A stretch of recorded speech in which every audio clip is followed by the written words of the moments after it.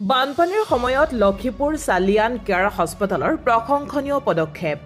বানপীড়িত অঞ্চলত গৈ প্ৰায় ৫ শতাধিক বানাক্ৰান্ত ৰাইজক আগবঢ়ালে বিনামূলীয়া স্বাস্থ্য সেৱা। শেহতীয়া বান পৰিস্থিতিৰ প্ৰতি লক্ষ্য ৰাখি গোৱালপাৰা জিলাৰ লক্ষীপুৰত অৱস্থিত চালিয়ান কেয়াৰ হাস্পতাল কৰ্তৃপক্ষই লৈছে এই আদৰণীয় পদক্ষেপ। ৰাজ্যত বান পৰিস্থিতি কিছু পৰিমাণে উন্নত হৈছে যদিও বানপীড়িত অঞ্চলসমূহত বিভিন্ন ৰোগে দেখা দিছে। বানাক্ৰান্ত ৰাইজে বিভিন্ন ৰোগত ভুগিছে যদিও যাব পৰা নাই চিকিৎসালয়লৈ।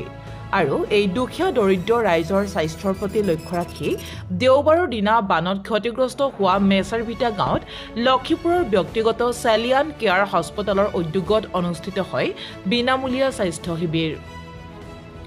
উক্ত শিবিৰত অভিজ্ঞ চিকিৎসকৰ দ্বাৰা বানপীড়িত অঞ্চলটোৰ প্ৰায় ৫ শতাধিক পুৰুষ, মহিলা, বৃদ্ধ, শিশুৰ স্বাস্থ্য পৰীক্ষা কৰি বিনামূলীয়াকৈ ঔষধ বিতৰণ কৰা হয়। এনে জটিল সময়ত লক্ষীপুৰৰ ব্যক্তিগত চালিয়ান কেয়াৰ হাস্পতালৰ এনে পদক্ষেপক আদৰণি জনোৱাৰ লগতে শলাগ লৈছে সচেতন ৰাইজ আৰু বানাক্ৰান্ত ৰাইজে। Hello, my name is doctor Prithviraj. मैं डॉक्टर पृथ्वीराज हूँ। I am from Bangalore. So मैं सेलियन केयर से लास्ट 1 साल से काम कर रहा हूँ। So I am a medical superintendent now. So इधर बहुत बारिश आने के कारण बहुत बाढ़ हुआ है, हमने सुना है एक से। सो हर साल ऐसा होता ही रहता है इधर। सो हमने सोचा बहुत मेडिकल प्रॉब्लम्स हो रहे हैं and diarrhoea, cholera, dengue, malaria ऐसा है। सो हमने सोचा एक medical camp, free medical camp रख सकते हैं। तो सब हमने स्टाफ ने इधर फर्स्ट मेडिकल कैंप अभी रखा है। अब आगे आने टाइम और कैंप्स रखेंगे हम। सो हमारा ओनर डॉक्टर मुजीद भाई एंड उनका बेटा साजिद, सो बहुत अच्छे से एक हॉस्पिटल बनाया है इधर।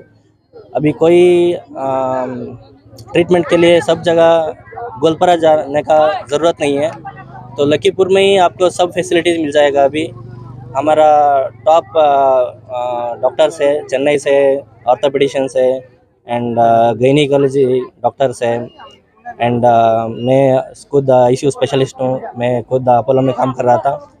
सो बहुत अच्छा फैसिलिटी दे रहे हैं हम। सो अभी सब लोग उसको उपयोग लेना है। सब फैसिलिटी है हमारे पास। 24/7 फार्मेसी है, लैब फैसिलिटीज़ है। गोलपारा से बहुत कम दाम में हम कर रहे हैं। सो ये only because we are helping for the poor. So गरीब लोगों को उपयोग होना है, इसलिए ये हॉस्पिटल चल रहा है एक्चुअली। सब अभी कोई ऐसा नहीं है कि गोलपारा ही जाना है, तो आपका नज़दीक ही है, 10-20 किलोमीटर है, तो सब फैसिलिटीज़ मिल रहा है। सब लोग को आप बताना है, तो यही हमारा आशा है। क्या क्या बीमारियाँ है? तो अभी हम इधर dengue like and malaria, cholera ऐसा बीमारी हम देख रहे हैं, और खांसी, बुखार। सो जो भी नॉर्मल बीमारी है वो हम ट्रीट कर रहे हैं अभी। जो भी ज़्यादा बीमारी हो तो हम खुद हॉस्पिटल को लेके जाके कम दामी में ट्रीटमेंट करेगा, ये हमारा वादा है। Thank you. पृथ्वीराज देशपांडे और तेखतर सहयोगी डॉक्टर जामान, डॉक्टर जियाउर और डॉक्टर कि नाम और माने नार्स स्टाफ और सुलेन हॉस्पिटल टेक्निकल स्टाफ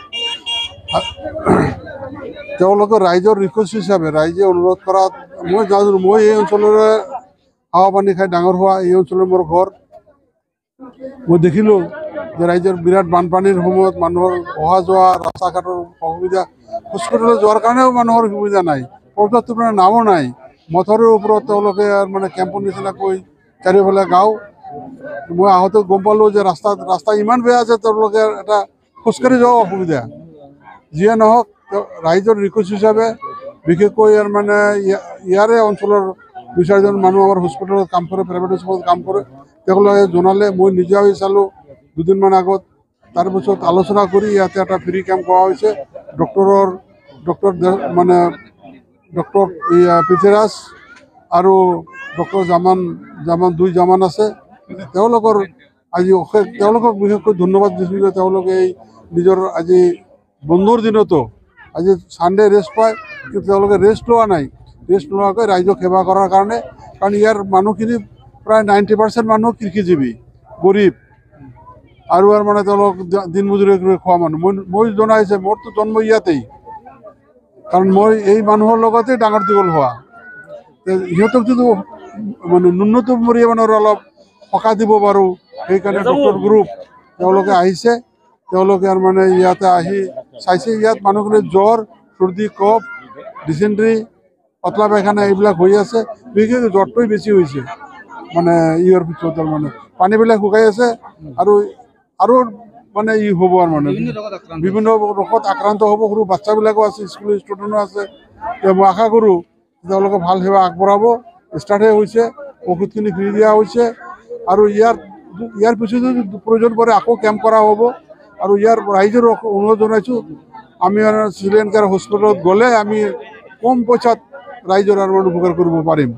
বিশেষ নকওঁ, এই অঞ্চলৰ মানুহে সহায় সহযোগিতা কৰিলে, বিশেষকৈ আমাৰ ৰিটায়াৰ মোৰ সৰু ভাই বহিৰুদ্দিন আৰু বাকী মোৰ ছাত্ৰো আছে, ষ্টাফো আছে, বাকী তেওঁলোকে মানে বহুতখিনি ৰাইজক একগোট কৰাৰ কাৰণে সুবিধা দিছে, সেৱা কৰাৰ কাৰণে। আশা কৰোঁ ৰাইজৰ পৰা আশীৰ্বাদ বিচাৰিছোঁ যাতে আমি ৰাইজক সেৱা কৰিব পাৰোঁ, আৰু সেৱাৰ মনোভাৱেৰেই চিলিয়ান কেয়াৰ হস্পিটেলটো কৰা হৈছে। হয়, আজি মই আহিছোঁ ইয়াত, মানে বানপানী এৰিয়া হস্পিটেল যোৱাটো দিগদাৰ।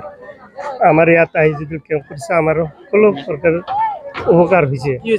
যেমন গেষ্ট্ৰিকৰ, হাই প্ৰেছাৰ, আজি হাই প্ৰেছাৰ, গেষ্ট্ৰিক, আৰু যেমন সুগাৰ না কিবা একটা ধৰা পড়ছে, তাতে আমাৰ বানপানিৰ কাৰণে আমাৰ খুব উপকাৰ হচ্ছে। এইখানে